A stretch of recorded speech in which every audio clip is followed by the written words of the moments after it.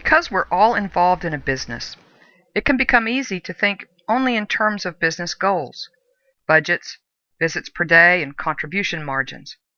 Let's be clear. Any business must meet certain financial goals to remain in business, so it's necessary to focus on how to meet them. However, let's also remember the nature of our business, providing needed therapy services to residents in long-term care settings. Sometimes having discussions with residents about therapy services can feel challenging or uncomfortable. This presentation will provide guidance to help those conversations feel less challenging and to go more smoothly. Think back to why you became a therapist. Did your reasons include the desire to help people? The thing about helping people in an assisted living facility or independent living setting is that it's necessary to let folks know you're there and how therapy can help them to alleviate pain, improve activity tolerance, reduce the risk of falls, or regain bladder control. The list goes on. Our mission at its core is clinical, to help people. Before you went to school and became a therapist, did your friends and family members know what an OT, speech language pathologist, or PTA does? Did you, really? Chances are, as you progressed through your training program, you educated the non-therapist people around you about the profession you had chosen. So it is in the working world. Part of your job is helping those around you understand the skills of your profession. If you're uncomfortable or unsure about how to introduce your services to residents in your setting, reframing your mission might help. Your prime directive is to put your desire to help people into action. Start by showing interest in the residents of your community. People make connections with people who are interested in them. See each resident through the eyes of a therapist, yes, but see the whole resident. Ask questions about the person. Be sincere. This shows interest, which builds trust. Try not to view the screening process as work. Your attitude, demeanor, and approach will be very different if you view it as networking. Networking is about getting to know the client, finding out what interests him or her, and what his or her needs are. Networking leads to human connections. Those connections lead to caseload. Your caseload is the concrete representation of your desire and ability to help people. So they like you, but now what? You may be thinking that the second you mention the financial aspect of therapy, the resident will say, "Forget it." Many of us are uncomfortable having conversations with residents about the cost of our services. Remember that you're having the conversation because you've recognized deficits, risks, or needs which you can address to the benefit of the resident's health and well-being. Try not to take it personally if there's a negative response to the information you're sharing. In the next few slides, we'll go over some techniques for having discussions about the cost of therapy services using empathic communication. Empathy means understanding of another's feelings. When used to describe an approach to communication, it means to demonstrate an understanding of another's feelings, values, and ideas. To be empathetic requires listening carefully and being attentive. The empathic communication approach, as described by Dr. James Hardy, uses questions, restatements or clarifications, and responses that demonstrate empathy. The following scenario demonstrates an example of empathic communication. In this scenario, a resident, Mrs. Smith, has stopped going on community outings. You've discovered that she's afraid of falling and, in fact, has several significant risk factors for falls. But her daughter questions the need for physical therapy, stating that her mother doesn't really need to go on community outings. In this exchange, The therapist recognizes the daughter's concern about the cost. Instead of ignoring her concern, the therapist addresses it directly. By doing so, the conversation is continued and the daughter agrees to review a cost estimate. The therapist re-emphasizes her concern for the resident's safety. Let's see how empathic communication techniques can be employed as the therapist reviews the cost estimate with Mrs. Smith's daughter. First, here are a couple of points to remember. The focus of the conversation will be on money, but what's behind it all is your concern for the well-being of a resident. Keep in mind the benefits of therapy services to the resident and the potential financial benefits of preventing an injury or reducing the impact of a problem such as incontinence. Focusing on the clinical benefit of therapy services helps build trust because it demonstrates concern. In this example, the therapist describes both the safety and quality of life benefits that therapy can offer Mrs. Smith. Be prepared to discuss how getting therapy now can reduce future health-related expenses. Here are two examples.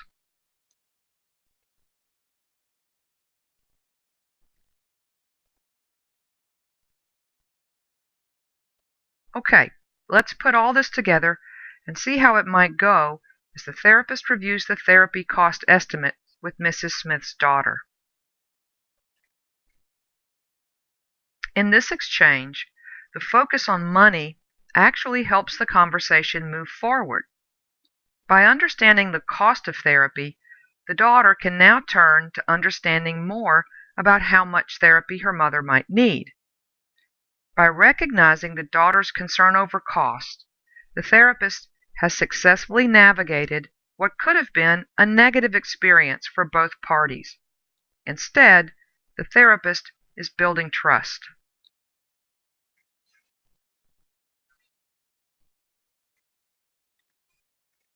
Suppose that the daughter still balks at agreeing to services because the out-of-pocket cost seems unmanageable.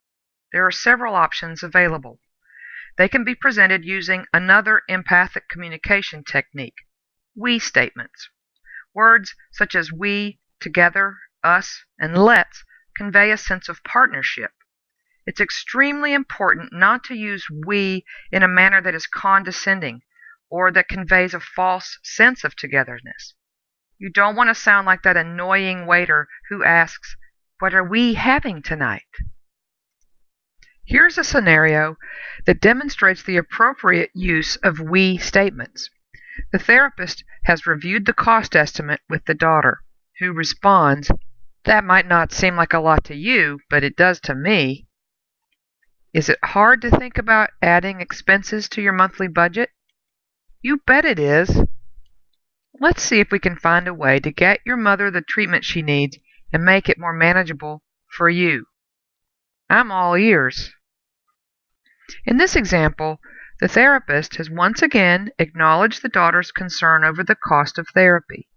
Then, the therapist goes one step further and offers to work with the daughter to make the cost of therapy more manageable. An important point is that the therapist avoids getting into a discussion about how expensive health care is or how difficult it is to make ends meet. That kind of conversation erodes the professionalism of the encounter and can damage the trust that's being built.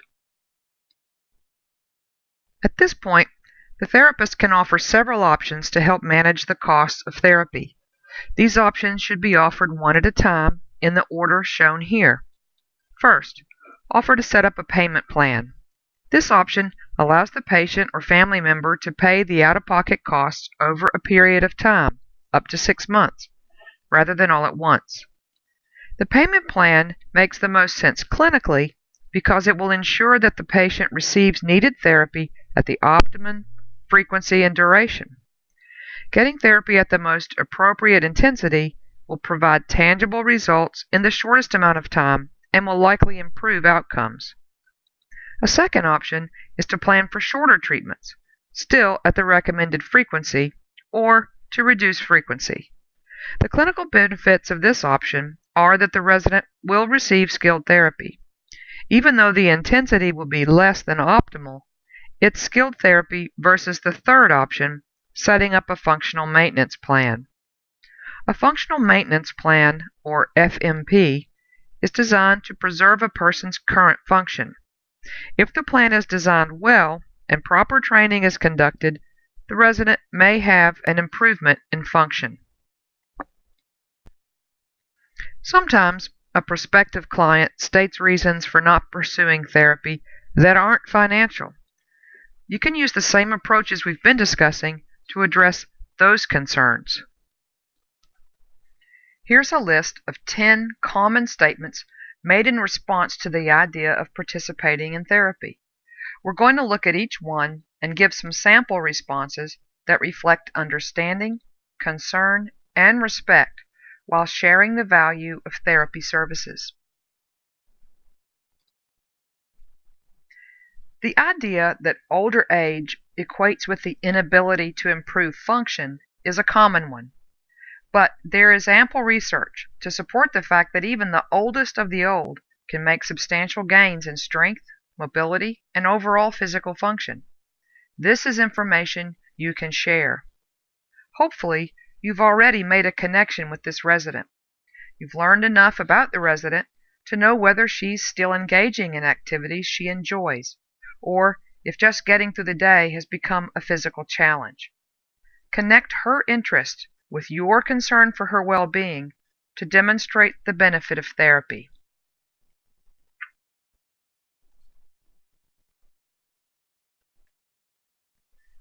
Many of the residents we serve lived through the Great Depression and remember the financial struggles of those years. Their experiences may have translated into a sense of frugality about how money is spent. Respect that frugal nature as you handle this objection by pointing out that therapy now may actually mean a cost savings to Medicare.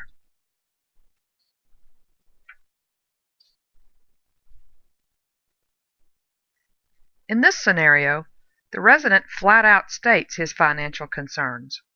Use the same techniques we reviewed earlier to work through this obstacle. State your understanding. Offer your partnership to find a workable solution, and remember to focus on your concern for the resident's safety and well-being.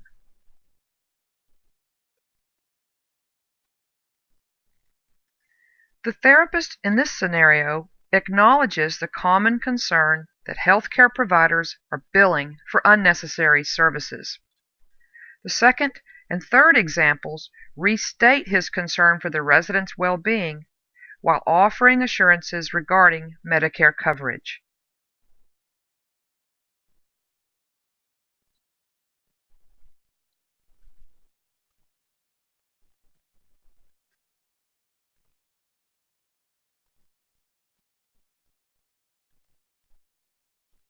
For a variety of reasons, financial, embarrassment, personal pride, some residents may not want their children to know that they need help. By offering to participate in the conversation with the resident and his family, the therapist can take some of the pressure or fear out of that conversation.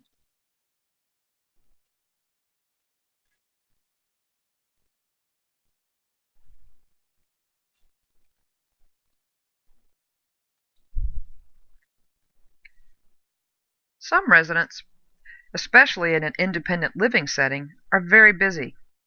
Discover the kinds of activities the resident participates in and enjoys. Go back to the reason therapy is being recommended in the first place, and focus on concern for the resident. Then, offer to find a treatment schedule that works for him or her.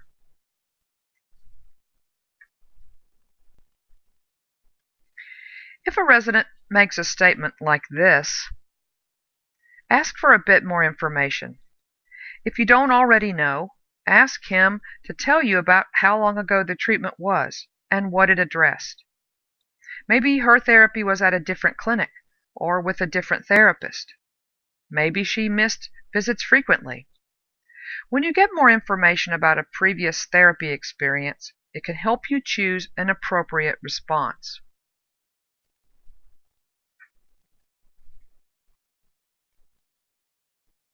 In a situation like this, avoid explaining why Mrs. Smith might not have made noticeable improvement.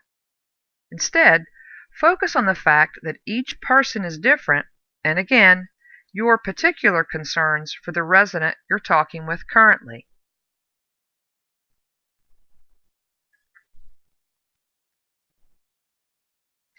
Residents who are participating in an exercise class may not see the differences between skilled therapy and their usual routine. Offer encouragement and support for the fact that they are exercising regularly. Be prepared to point out that an individually tailored program can prevent injury and promote better strength, flexibility, balance, mobility, and activity tolerance.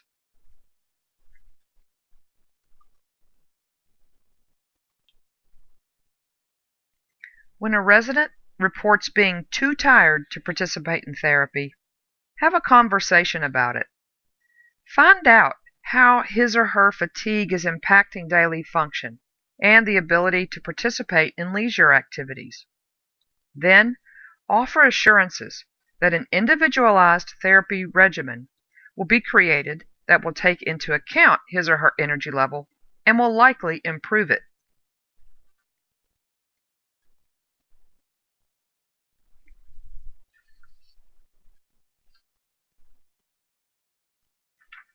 If you're uncomfortable discussing the cost of therapy services, that's understandable. But remember that you're simply giving information. You didn't set the fee schedule or the copay. Rather than feeling defensive if a person responds negatively to the information you're giving, be empathetic. Show that you understand that person's perspective. At the same time, demonstrate your concern for the individual's well-being.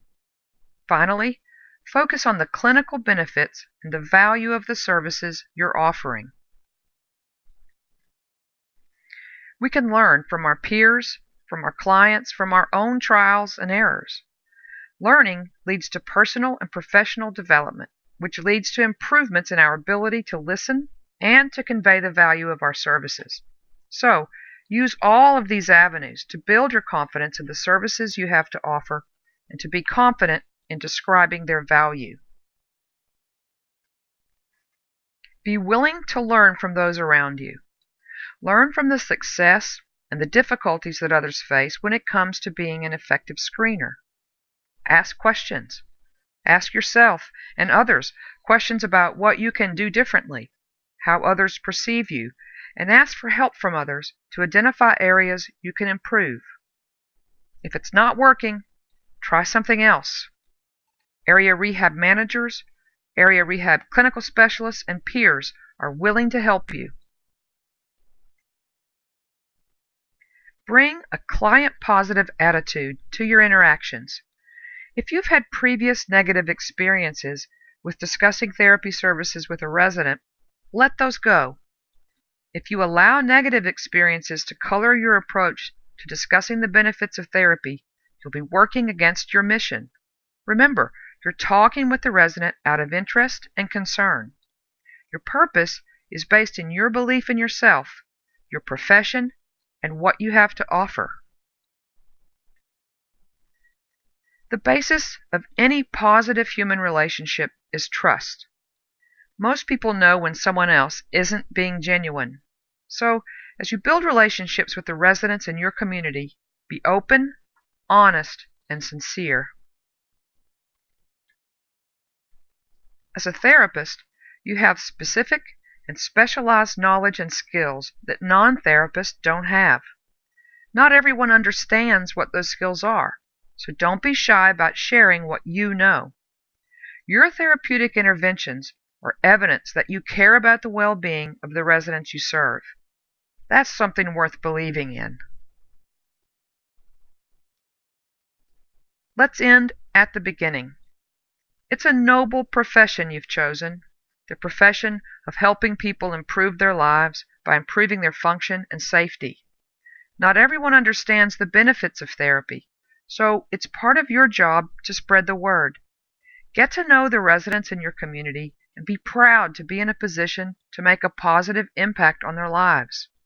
Remember that our primary focus is on the person. Who else in that person's world can do what a therapist can do?